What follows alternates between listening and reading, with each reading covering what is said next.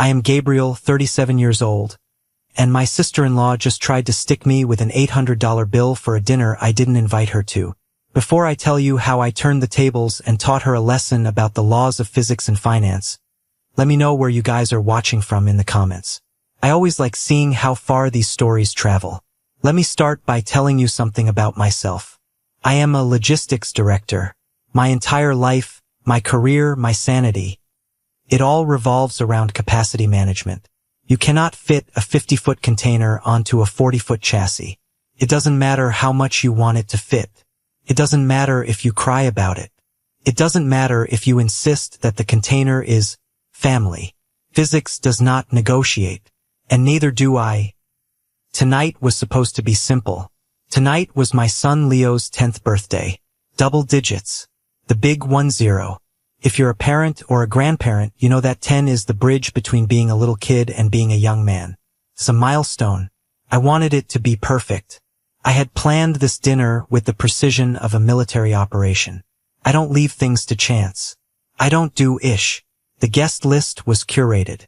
Me, my wife Sarah, Leo's 3 best friends from school, Sam, Mike, and Toby, their parents, 3 couples, and my own parents. That is 12 seats. 12 human beings. 12 place settings. I chose Luca's Italian Steakhouse.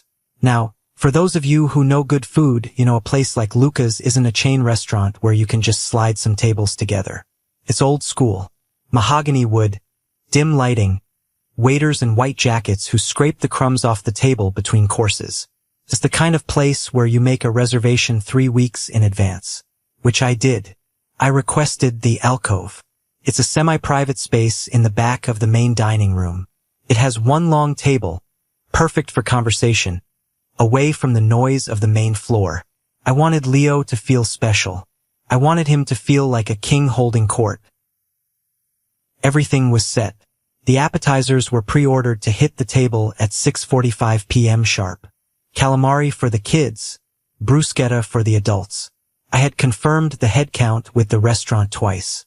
But there is one variable in my life that defies all logic. One variable that ignores capacity, budget, and common decency.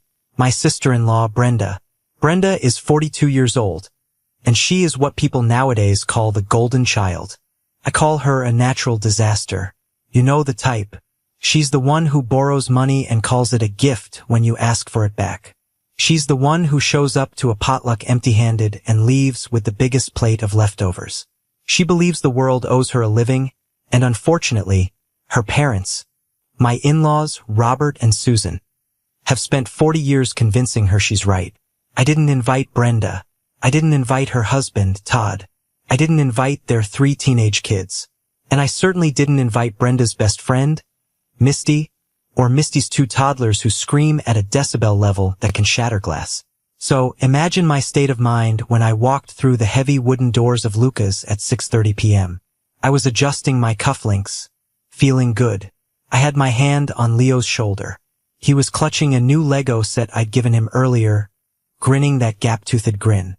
Sarah looked beautiful, though I could feel her hand trembling slightly in mine. She always gets nervous before family gatherings, mostly because she knows her sister is a ticking time bomb. But I squeezed her hand. It's going to be fine, I told her. Brenda isn't coming. It's just us. Famous last words. I approached the host's stand. The maitre d', Marco, is a man I've known for 5 years. Usually, Marco possesses the calm demeanor of a bomb disposal expert. Nothing rattles him. He's seen spills, fights, and declined credit cards without blinking. But tonight, Marco looked pale. He looked like he was about to cut the wrong wire. He was sweating. Mr. Gabriel, Marco said, his voice tight. He forced a smile for my son. Happy birthday to Leo. Thanks, Marco, I said. We're ready for the alcove. The rest of the party should be here any minute. Marco winced. He actually flinched. He leaned over the stand, whispering so Leo wouldn't hear. But, Mr. Gabriel, we have a situation. My stomach dropped. What situation? Your party, Marco whispered. They arrived early, and there are more of them than we anticipated. Significantly more. I frowned. That's impossible. My parents are parking the car. Sam's parents are 5 minutes out. No one is here yet. Marco cleared his throat. Your sister-in-law, Mrs. Brenda. She arrived 20 minutes ago. She said she was taking charge of the seating. I felt the blood drain from my face. I looked at Sarah. Her eyes went wide. Brenda, Sarah whispered. I didn't tell her the time. I didn't invite her. Who is with her? I asked Marco, my voice dropping to a low growl. Everyone, Marco said helplessly. Her husband, her children, her parents, and others. A lady with 2 babies. I didn't wait to hear more. I walked past the host stand, turned the corner into the main dining room, and stopped dead. My carefully reserved alcove, that sanctuary I had pictured for weeks, looked like a frat house cafeteria after a football game. The table for 12 was full, but it wasn't Leo's friends. Sitting at the head of the table, in the seat specifically reserved for the birthday boy, was Brenda. She was holding a wine glass, laughing loudly, her head thrown back. Next to her was Todd, looking like he was already 2 drinks deep. Next to them were their 3 teenagers, all on their phones, ignoring the world. And filling out the rest of the chairs were my in-laws, Robert and Susan, whom we had not invited because we wanted a stress-free night, and a woman I recognized as Misty, Brenda's high school friend, along with 2 toddlers who were currently banging silverware against the imported china plates. Clang, clang, clang. 10 people, none of them invited, and standing awkwardly in the hallway, looking like refugees at a border crossing, were the actual guests. Leo's best friend Sam, Sam's parents, and my own mother and father. They were huddled together, holding gifts, looking at the table where Brenda was holding court. My mother looked at me, her eyes asking a silent question. What is happening? I felt a heat rising in my chest. It wasn't just anger. It was a violation. This was my son's night. Brenda saw me. She didn't look ashamed. She didn't look embarrassed. She threw her arms up, nearly knocking over a water glass. Gabriel, you're here, she shrieked. Surprise! The entire restaurant turned to look. We decided to make it a real family affair, Brenda announced, gesturing grandly to the table. You can't turn 10 without the whole village, right? We got here early to secure the spot. I told that stiff guy at the front that we were the Sterling party. He tried to give us grief about numbers, but I told him to just squeeze in some extra chairs. I looked at the table. There was no room to squeeze in a napkin, let alone 10 more people. The alcove was designed for 12. There were 10 people sitting there, and their coats and bags were sprawled over the remaining 2 chairs. Brenda, I said, my voice low and level. Where is Leo going to sit? Oh, we'll figure it out. She waved a dismissive hand, reaching for the bread basket. She ripped off a piece of crusty bread and stuffed it in her mouth. The kids can squeeze into a booth or something, or maybe the adults can stand and mix. Sapardi, Gabe. Loosen up. Todd poured himself more wine. We ordered a few bottles to get started, he said, holding up a bottle. I looked at the label. A Barolo, a 2018 vintage. That bottle is $140 on the menu. I counted. They had opened 3 bottles, for $120 in wine. Before I had even sat down. Before my son had even been greeted. I looked at Leo. He was standing by the entrance, clutching his Lego set. He wasn't looking at the food. He was looking at his Aunt Brenda occupying his birthday throne. He didn't look happy. He looked defeated. He looked like he knew, deep down, that his special night had just been hijacked. That look on my son's face, that was the moment the switch flipped. Get up, I said. The table went quiet. Misty's toddler stopped banging the spoon. Excuse me? Brenda laughed. It was a nervous, high-pitched sound. Gabriel, don't be rude. We're family. We drove 40 minutes to be here. You weren't invited, I said. This is a reservation for 12. There are 12 invited guests standing in the hallway. You are occupying their seats. Get up. Well, you can't just kick us out. Brenda's voice rose, attracting the attention of diners 3 tables away. That's humiliating. Look, Just tell the waiter to push some tables together. We'll make it a big long table. The more the merrier. I looked at Marco, who had appeared at my elbow. Marco, I asked, can we combine tables? Marco shook his head sadly. I am sorry, Mr. Gabriel. It is Saturday night. We are fully booked. I cannot block the fire aisle. The capacity of this section is strict. Fire marshal regulations. I turned back to Brenda. You heard him. Move. Brenda crossed her arms. Her face set into that stubborn, entitled mask I had seen 1,000 times. The mask she wore when she borrowed money she never paid back. The mask she wore when she dropped her kids off at our house for a quick hour that turned into a weekend. No, she said. We are seated. We have ordered. We are staying. If you want to be a terrible father and ruin Leo's birthday by making a scene, that's on you. But I am not moving my family. She picked up a menu. Now, I think I'll have the lobster risotto. I stood there for 3 seconds. In my line of work, you constantly assess liability and leverage. If I screamed, I lost. If I physically removed them, I went to jail. If I sent the invited guests away, I ruined my son's night and damaged my relationships with his friends' parents. But there was another option. The logistical pivot. I looked at Marco. I saw the panic in his eyes, but I also saw the respect. He knew me.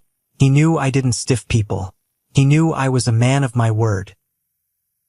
I put a hand on his shoulder and guided him a few steps away. Marco, I said softly, do you still have the executive room available in the back? The one with the AV equipment. The boardroom? Marco's eyes lit up. The boardroom? Yes, it is empty, but it is separated. It is very quiet. Perfect, I said. Move the Sterling birthday party, the real one, to the executive room. Set it up for 12. Move the flowers. Move the cake. And them? I tilted my head toward Brenda's circus. They seem comfortable, I said. Leave them exactly where they are. They are a separate party. Understood, Marco nodded. And the billing? This is the part where you need to pay attention. This is the moment I decided to let gravity do its work. I pulled my wallet out. I extracted my card. Not my personal debit card. My corporate black card. This card covers the party in the executive room, I said. The 12 guests I invited. No one else. Not a penny more. And table 4?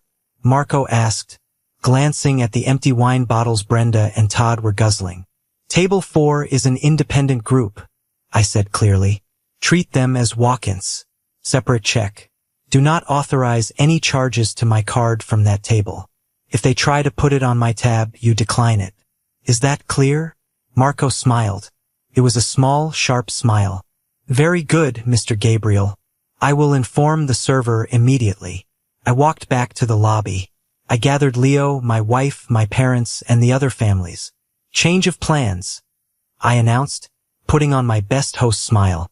There was a mix-up with the main seating, but Marco has upgraded us to the private executive suite. Much more exclusive. Follow me. Leo's face lit up. A suite? Like for VIPs. A suite, I promised. Just for us. We bypassed the main dining room entirely. I led them down the side corridor, past the kitchen, into the quiet sanctuary of the back room. But before the door closed, I had to do one last thing. As we walked past the archway of the main dining room, Brenda spotted us leaving. Where are you going? She shouted, half rising from her chair. We found another table. I called back, cheerful and vague. You guys stay there. Enjoy the food.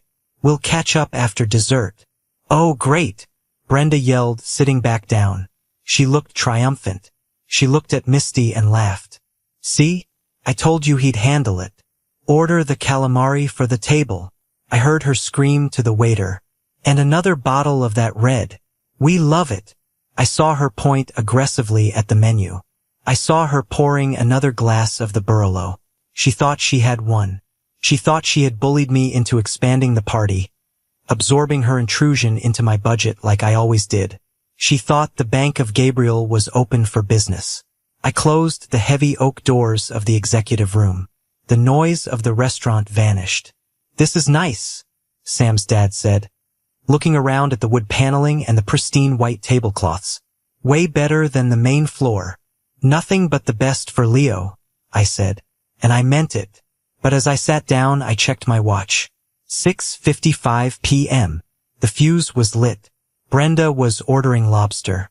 She was ordering wine, and she had absolutely no idea that she was eating on her own dime. Before we get to the explosion, and believe me, the explosion is coming, you need to understand how we got here. You need to understand that what happened at Luca's wasn't a one-time thing. It was the climax of a 10-year saga. People ask me, "Gabriel, why is your sister-in-law like this?" The answer lies in the architecture of my wife's family. My wife, Sarah, is the younger sister. Brenda is 5 years older. In any normal family, the older sibling blazes the trail. In Sarah's family, Brenda scorched the earth, and Sarah was expected to plant the seeds back in the ash. My in-laws, Robert and Susan, are good people on paper. They volunteer at the church. They bake cookies, but they have a fatal flaw. They enable Brenda. They have created a monster by never, ever letting her face a consequence. When Brenda failed college, it was the professor's fault. When Brenda got fired from her marketing job, it was the boss's jealousy. When Brenda's first marriage fell apart, it was because the guy was too controlling, which, knowing Brenda, probably meant he asked her to stop spending their rent money on handbags. And then there's the money. My relationship with money is simple. I work hard, I invest, and I save. I grew up with a father who worked in a warehouse. I know the value of $1. I'm a silent partner in a few ventures now, including a small stake in the logistics firm that supplies half the restaurants in this city, but I don't flash it. I drive a 4-year-old truck. I wear sensible boots. Brenda drives a leased luxury SUV she can't afford. She wears designer labels that still have the tags tucked in so she can return them later. She lives for the image of wealth without the labor of it. Let me give you the receipts. I keep a spreadsheet. I'm not joking. It's titled The Brenda File. Exhibit A, Leo's 5th birthday. 5 years ago, Brenda promised to handle the entertainment. She said she found a great deal on a bounce house. "I'll book it, you just Venmo me the deposit," she said. I sent her $300. On the day of the party, no bounce house. A dozen 5-year-olds standing in the backyard, crying. When I called Brenda, she said, "Oh, the company canceled last minute. Can you believe it?" Later, I found out she never booked it. She used the $300 to pay a speeding ticket so her insurance wouldn't go up. Did I get the money back? No. My mother-in-law, Susan, told me, "Let it go, Gabriel." She was too embarrassed to tell you the truth. Don't make her feel worse. Exhibit B, the emergency car repair. Last year, Brenda called Sarah crying. Her car had broken down on the highway. She needed $500 for a new alternator or she couldn't get the kids to school. Sarah was in tears, begging me to help. "It's for the kids, Gabriel." I sent the money directly to Brenda. 2 days later, Brenda posts a photo on Instagram. She's at a spa with Misty. The caption, "Much needed self-care day. #blessed. When I confronted her, she said, "Oh, Todd fixed the car himself. So we saved the money. I thought you wanted me to be happy." That was the moment I stopped giving cash. I told Sarah, never again, but the pressure never stopped. My in-laws constantly drop hints. "Gabriel, you just got that promotion. Brenda is struggling with the mortgage. Maybe you could help them refinance." Or, "Gabriel, you guys are going to Disney? It's a shame Brenda's kids have never been. Maybe if you all shared a villa, it would be affordable for them." Translation: you pay for the villa, they crash in the spare rooms. This entitlement has bled into everything. They view my bank account as a family resource. They view my patience as an infinite renewable energy source. Which brings us back to tonight. The reason I was so militant about the reservation was that I knew Brenda was sniffing around. 2 weeks ago, Sarah was on the phone with her mother. I heard Sarah say, "Yes, Mom, we're doing Luca's for Leo's 10th. It's his favorite." I signaled to Sarah to stop talking, but it was too late. The intel had been leaked. I knew Susan would tell Brenda, and I knew Brenda would see this as an opportunity. See, Brenda loves to play the rich aunt role without spending a dime. She loves to show off to her friends like Misty. Oh, we're having dinner at Luca's. My brother-in-law is taking us. We're very close. She brought Misty tonight not because Misty likes Italian food, but because Brenda wanted an audience. She wanted to sit at the table, order the expensive wine, and have Misty think, wow, Brenda really has it made. She was banking on my social awkwardness. She was banking on the fact that I wouldn't cause a scene in a nice restaurant. She was banking on the fact that I love my wife and wouldn't want to upset her parents. She was right about one thing. I hate causing a scene. But she was wrong about the rest. She forgot that I am a man of logistics. And in logistics, when a route is blocked, you don't crash into the barricade. You reroute. Sitting in the executive room, watching Leo laugh with his friends, I felt a strange sense of calm. The appetizers arrived. Bruschetta with fresh basil and tomatoes. Fried mozzarella. The kids were happy. Sarah was relaxing, sipping her Pinot Grigio. This room is amazing, Gabe, my dad said, looking at the vintage photos of the city on the walls. How did you swing this? Just lucky, I said, winking at Leo. Marco likes us. I didn't tell them about the war brewing 40 feet away. I didn't tell them that at table 4, Brenda was currently ordering a seafood tower. I knew this because my phone buzzed. It was a text from Marco. Marco, Sir, table 4 has ordered the Grand Plateau. $180. And another bottle of Barolo. And the tomahawk ribeye for the gentleman. Should I intervene? I looked at the text. A tomahawk ribeye is a market price item. Usually runs about $120. It's a giant steak with the bones sticking out like a caveman club. Todd ordered that. Of course he did. I typed back, me. Do not intervene. Let them order whatever they want. Just make sure the check is separate. And bring us the calamari. I put my phone down. Sarah touched my arm. Is everything okay? I looked at her. I loved this woman. But for 10 years, she had been a hostage to her sister's drama. Tonight I was going to set her free. Not by fighting, but by letting the truth land with the weight of an anvil. Everything is perfect, I said. Leo is having the best birthday of his life. And he was. The waiters in the executive room were attentive. They treated Leo like a prince. They brought him a kitty cocktail with 3 cherries. They laughed at his jokes. Meanwhile, I could only imagine the scene at table 4. The gluttony, the arrogance, the cheers to us. Toasts. Brenda was probably taking selfies with the Lobster, tagging me in them, captioning it, family dinner. She was eating my food. She was drinking my wine. She was celebrating her victory over me. She didn't know that she wasn't eating a meal. She was eating a loan application that had already been denied. The main courses arrived for us. Filet mignon for me, spaghetti for the kids, salmon for my mom. It was delicious. The conversation flowed. We talked about Sam's soccer game. We talked about Leo's grades. It was the peaceful, respectful family gathering I had always dreamed of. And the entire time, the clock was ticking. Tick, tick, tick. Every bite Brenda took was adding to the total. Every sip of wine was interest compounding. I looked at my watch. 8:30 p.m. They would be finishing up soon. The espresso machine would be firing up. And then the bill would arrive. I took a sip of my water. I prepared myself. Because when that bill hits the table, the screams are going to be loud enough to wake the dead. While we enjoyed the tranquility of the executive room, I need to paint a picture of what was happening at table 4. I know this because Marco filled me in later, and because I know these people better than I know my own commute. Table 4 was a spectacle. Brenda wasn't just eating. She was performing. When the seafood tower arrived, 3 tiers of oysters, shrimp, crab legs, and lobster tails sitting on crushed ice. Brenda made sure the entire restaurant saw it. She stood up to take photos. She made Misty pose with a crab claw. She was loud.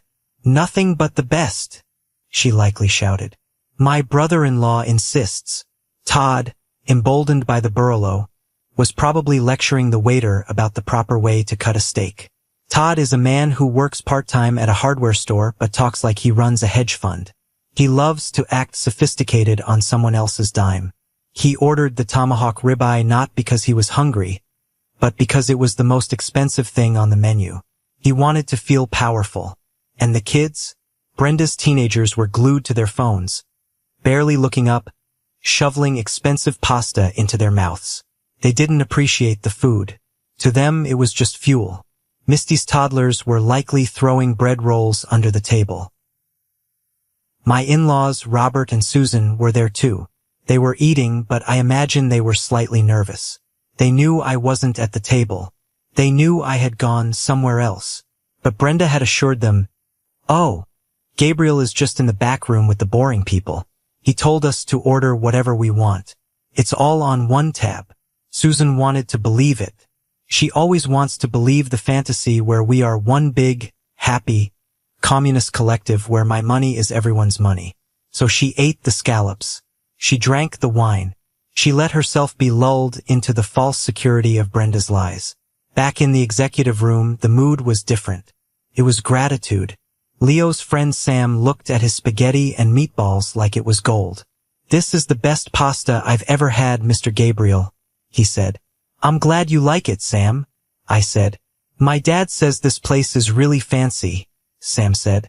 "It is," I said. "But it's not about the fancy food. It's about who you eat it with." I looked at Sarah. She was relaxed. Her shoulders, usually tense whenever Brenda is within a 5-mile radius, were down. She was laughing at a story my dad was telling about his old fishing trips. This was what I was fighting for, this peace. And I knew that in about 45 minutes, I was going to have to defend it with everything I had. Around 9 p.m., we finished our desserts. Tiramisu for the adults, a giant gelato sundae for Leo. The waiters came in and sang "Happy Birthday." Leo blew out the candles. He made a wish. I hope he wished for a dad who has a spine because that's what he was getting tonight. After the cake was cleared, Marco knocked softly on the heavy oak door. He slipped inside, closing the door behind him. He looked like he had just seen a ghost. Or a murder. He walked over to my chair and leaned down. "Mr. Gabriel," he whispered. "Could I have a word?" I wiped my mouth with the napkin and stood up. "Excuse me, everyone. I'll be right back." Sarah looked up, a question in her eyes. I gave her a reassuring nod. "Just settling the bill." I stepped out into the hallway with Marco. The noise of the main dining room hit me. Clattering dishes, chatter, the low hum of a busy Saturday night. "The party at table 4, Marco said, lowering his voice. "They are ready to leave. They asked for the check to be added to yours." "And you told them?" "I told them exactly what you said," Marco replied. "I told them that the Sterling party in the executive room had already settled their bill, and that table 4 is a separate transaction. And," Marco winced, "and the lady, Mrs. Brenda, she is creating a disturbance. She says she refuses to pay. She claims you invited her. She is shouting at Kevin. She is demanding to see you." I checked my watch. 9:15 p.m. Perfect timing. "I'll handle it," I said. "Mr. Gabriel," Marco hesitated. "She is very aggressive. Do you want me to call security?" "Not yet," I said. "Let me talk to them first." "But Marco." "Yes. Keep the receipt for table 4 handy. I want to see the itemized list." "I have it right here." Marco handed me a leather folder. I opened it. I scanned the list. 3X Barolo 2018, $420. 1X Seafood Tower, $180. 1X Tomahawk Ribeye, $125. 2X Lobster Risotto, $90. Appetizers, sides, desserts, cocktails. Subtotal, $1,150. Tax, $90. Total, $1,240. My jaw tightened. They had spent over $1,000. Uninvited.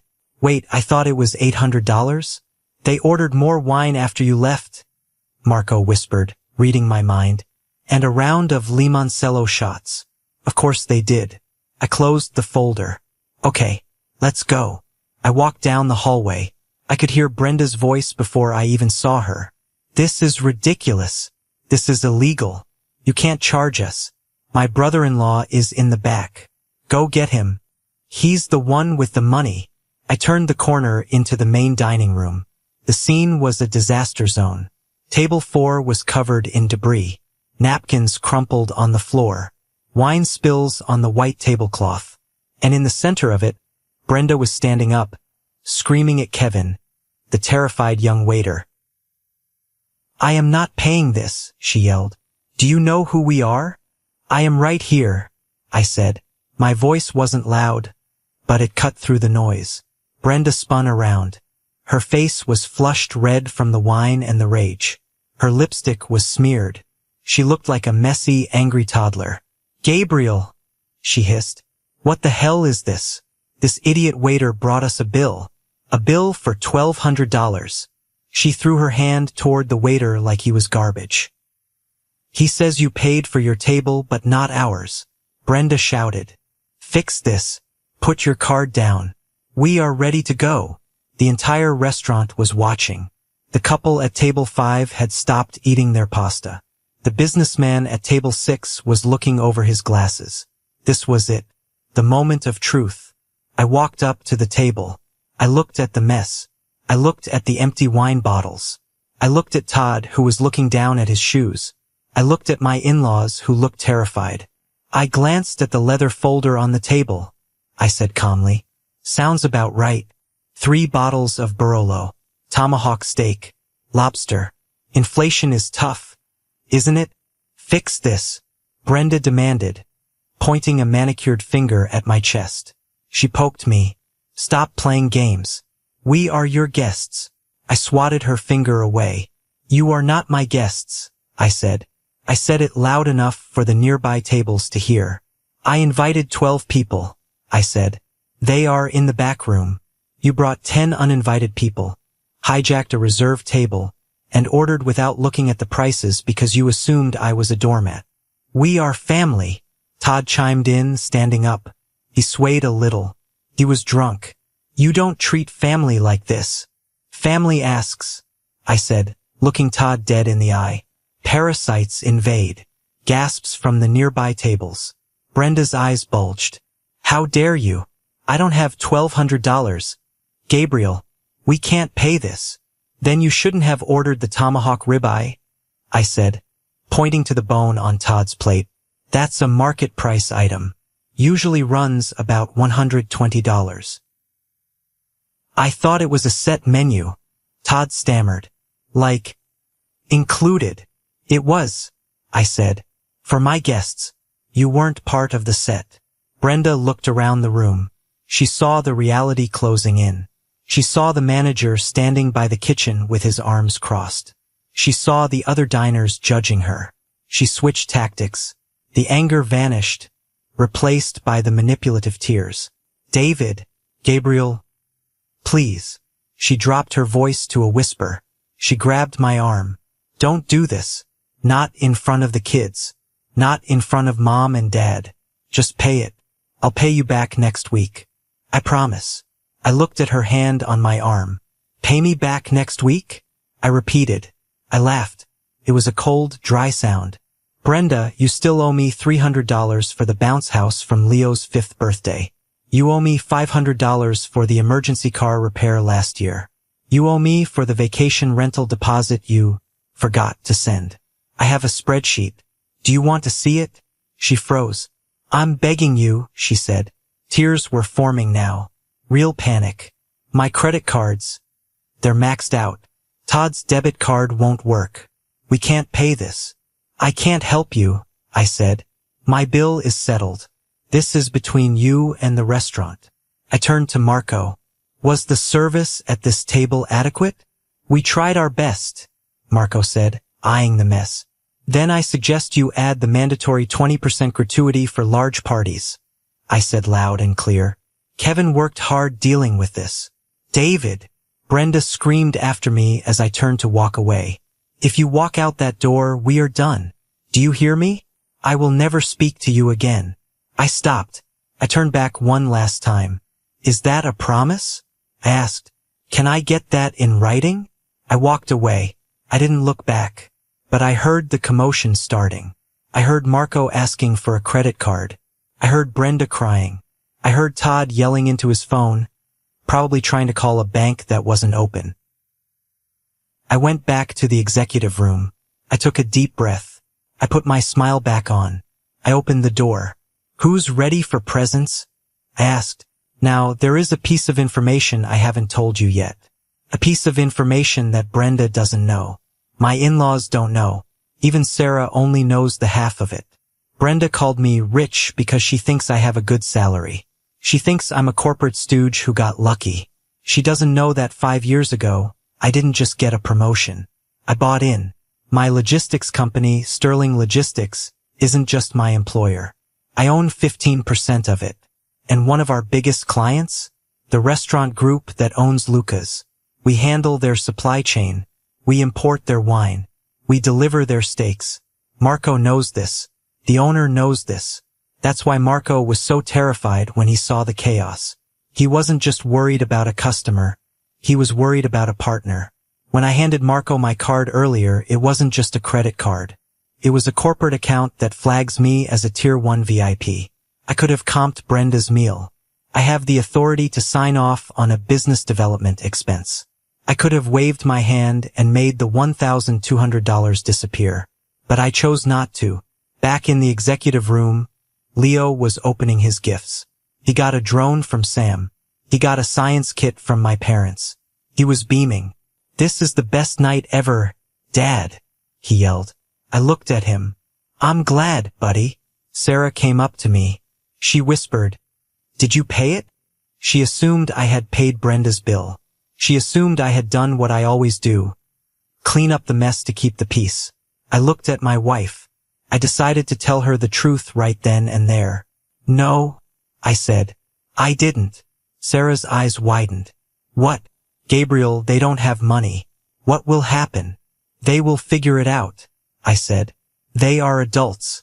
Todd is 45 years old. Brenda is 42. If they can order $100 steak, they can figure out how to pay for it. But Mom and Dad, your parents are part of the problem, Sarah, I said gently. They are sitting there drinking wine they can't afford because they think I'm a safety net. Tonight, the net is gone. Sarah looked torn. She looked at the door. For a second, I thought she was going to run out there and hand them her own credit card. But then she looked at Leo. She looked at how happy he was, completely oblivious to the toxicity just a few walls away. She took a breath. Okay, she said. Okay. It was a small word, but it was a massive victory. We finished the party at 9:45 p.m. Now, the logistical challenge was extraction. How do I get 12 people out of the restaurant without walking past the crime scene at table 4? I flagged Marco down again. Is there a back exit? Through the kitchen, Marco said. It leads to the staff parking lot. I can have the valets bring your cars around to the back alley. Do it, I said. We led the group through the kitchen. The kids thought it was an adventure. Wow! Look at the giant stove, Leo shouted. The chefs waved at us. We stepped out into the cool night air of the back alley. The valet was there with our cars. As I was buckling Leo into the back seat, I heard faint shouting coming from the front of the restaurant. It was Brenda. I could hear her screeching voice echoing off the brick walls. This is theft. I'm calling my lawyer. Brenda doesn't have a lawyer. She has a friend who is a paralegal.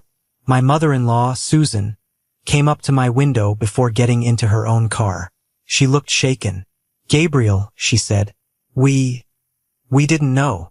Didn't know what, Susan? That you weren't paying. We thought, Brenda said. Brenda lied, I said. Brenda always lies. And you always believe her. Susan looked down. But they are in trouble inside. They can't pay. They might call the police. Then maybe Brenda should sell her Gucci bag, I said. Good night, Susan. Drive safe. I rolled up the window. I pulled out of the alley. As we drove past the front of the restaurant, I couldn't help it. I glanced over. I saw a police cruiser pulling up. Blue and red lights flashing. I saw Marco talking to the officer. I saw Brenda waving her arms. "Don't look," I told Leo. "Just look at your Lego set." "Okay, Dad," he said. We drove home in silence. But it wasn't an awkward silence. It was the silence of relief. The silence of a bomb that had been defused, dismantled, and left behind. We got home around 10:30 p.m. We put Leo to bed. He was clutching his new drone, asleep before his head hit the pillow. Sarah and I sat on the couch. I poured us both a glass of cheap wine, the $12 bottle we keep in the fridge. Tasted better than any Barolo I've ever had. "So," Sarah said. "The police." "I saw lights," I admitted. Sarah's phone had been buzzing for the last hour. She had turned it over. Now she flipped it up. 42 missed calls, she said. "Brenda, Mom, Todd, Misty." "Don't answer," I said. She stared at the screen. A text message popped up from Brenda. "Brenda, you are a monster. I hope you feel good about yourself. A rich man stepping on the poor. The police are here. You humiliated us." Sarah read it out loud. Her voice trembled. "Are we monsters, Gabe?" "No," I said. "We are teachers. And tonight was a very expensive lesson." I took the phone from her. "Let me reply," I said. I typed, "Me. I'm not rich because I step on the poor. I'm comfortable because I don't buy $140 wine when I have $40 in the bank. You humiliated yourself." Brenda replied instantly, "Brenda, Mom is crying. You ruined the family dynamic." I typed back, "Me. Mom is crying because she raised a daughter who thinks theft is a love language." I hit send. Then I looked at Sarah. "Block them," I said. "Just for tonight. Give yourself peace." She did. The full story of what happened inside the restaurant came out the next morning. My mother-in-law, Susan, called the landline, the only number we hadn't blocked. She was crying. Apparently, Brenda and Todd didn't have the money. Not even close. They had 3 maxed-out credit cards. Todd's debit card was declined for insufficient funds. They spent an hour trying to call friends to Venmo them cash. They called everyone. They even called Brenda's ex-husband. No one picked up. Eventually, the restaurant manager, Marco's boss, got tired of the scene. He told them he was pressing charges for theft of services. That's when the police arrived. To avoid being arrested, Brenda had to make a deal. She had to leave her driver's license and her iPhone 14 Pro Max with the manager as collateral. Todd had to leave his watch, which was a fake Rolex, but the manager didn't know that yet. They were given 24 hours to return with the cash or the restaurant would file the police report. But here is the kicker. Todd had to drive to 3 different ATMs to scrape together cash from his overdraft protection. You know the fees on that? He probably paid $50 in fees just to get $300 out. They were banned from Lucas for life. Their photo is now taped up in the server station. Do not serve. But the fallout wasn't just financial. It was social. Misty, the friend Brenda was trying to impress? When the bill came and the screaming started, Misty apparently grabbed her toddlers and ghosted. She told Brenda, "I need to change the baby's diaper," went to the bathroom, and snuck out the front door. She stuck Brenda with her share of the bill. Brenda lost her best friend and her dignity in the same night. Sarah listened to her mother's recounting of this on the phone. "It was horrible, Sarah," Susan sobbed. Brenda was screaming at the police. Todd was crying. We had to pay for our own share, and even then we barely had enough cash. "Why didn't you have money, Mom?" Sarah asked. "You ordered the scallops." "Well, we thought Gabriel." "Stop," Sarah said. Her voice was stronger now. "Stop saying Gabriel's name. You ordered food. You pay for it. That's how the world works." I looked at my wife. I saw a change in her. For years, she had carried the guilt of being the lucky one, the one who married a good man, the one who had a stable life. But now she realized that luck had nothing to do with it. It was about choices. We chose to live within our means. Brenda chose to live in a fantasy. And fantasy is expensive. Sunday was quiet. We didn't go to the usual Sunday family lunch at my in-laws. We stayed home. We built the Lego set with Leo. But I wasn't just playing Legos. I was working. I went into my office and opened my laptop. I knew Brenda. I knew that once the shock wore off, the narrative would shift. She would spin this. She would tell everyone on Facebook that I invited her and then dashed on the bill. She would paint herself as the victim. So I prepared the receipts. I screenshotted every text message from the night before. I printed out the email from Marco. Yes, Marco had emailed me at 8 a.m. Subject: Apology and update. Dear Mr. Sterling, on behalf of Lucas, I apologize for the disturbance last night. Your party in the executive room was a pleasure to host. Regarding the walk-in party at table 4, the bill has been settled in cash this morning by Mr. Todd. We have returned their collateral. Please accept this $200 gift certificate for your next visit.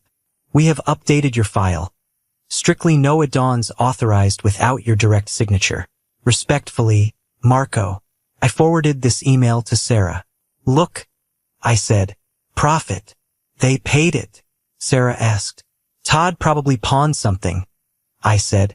Or borrowed from a loan shark. Doesn't matter. It's done.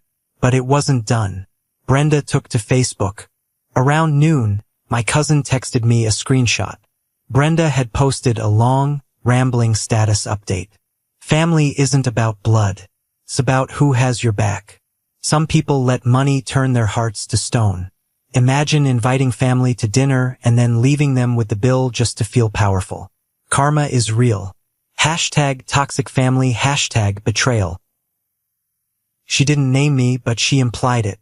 The comments were filled with her friends saying, "Oh my God, hun, that's awful." And, "Who does that?" I looked at the post.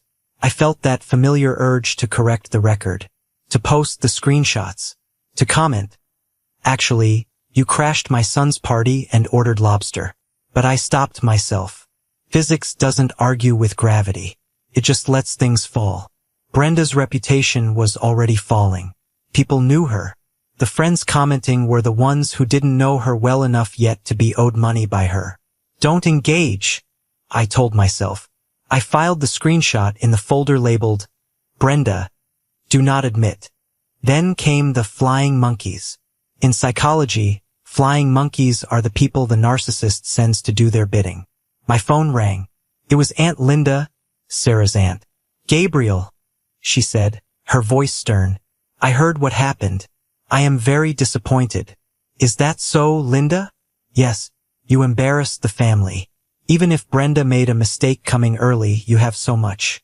Could you not have just been the bigger man? This phrase, be the bigger man. I hate this phrase.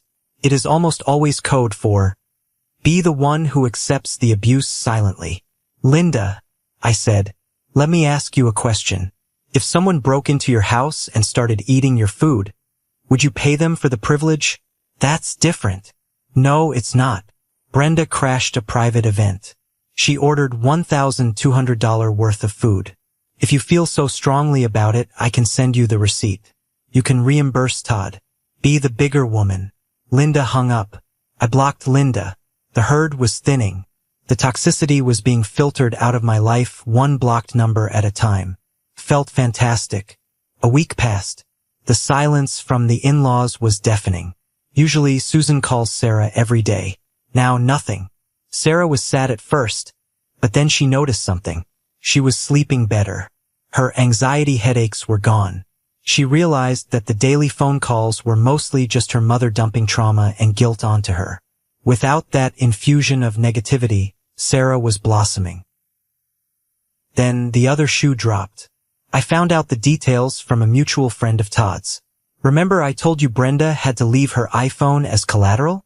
Well, when the manager held the phone, he saw notifications popping up. Collection agencies. Urgent. Car payment overdue. Final notice, mortgage. Apparently, the wealthy Brenda facade was built on a sinkhole. The incident at the restaurant was the catalyst. Because Todd had to drain his overdraft to pay the bill. A check for their car lease bounced the next day. The leasing company didn't wait. They repossessed the SUV on Tuesday. Brenda came out to her driveway to go to yoga, or pretending to go to yoga, and her luxury tank was gone. This forced a confession. Todd admitted to his parents that they were $60,000 in credit card debt. The in-laws, Robert and Susan, were horrified, but they were also tapped out. They couldn't bail them out this time. The golden child had finally tarnished. Sarah got a call from her dad, Robert, on Friday. He sounded old, defeated. "Sarah," he said, we know about the car." "I heard," Sarah said. "We were wrong," Robert said. It sounded like it hurt him to say it. "We spoiled her. We thought if we just helped her a little more, she would get on her feet. But she never does." "No, Dad, she doesn't. Your husband, Gabriel, he was right," Robert said. "It was harsh, but maybe it was necessary." Sarah cried after that call, but they were tears of relief. The spell was broken. She looked at me. "You saved us," she said. "If we had paid that bill, they would have done it again at Christmas, and next birthday, and graduation." "Physics," I said. "Every action has an equal and opposite reaction." I just stopped absorbing their impact. We didn't see Brenda for 6 months. The next time we saw her was at a Thanksgiving gathering, which we hosted, on our terms. She arrived in a used Honda Civic. She wore jeans, not designer slacks. She was quiet. She didn't apologize to me. Brenda is incapable of apology. But she didn't demand anything either. She ate her turkey, complimented the chef, and left early.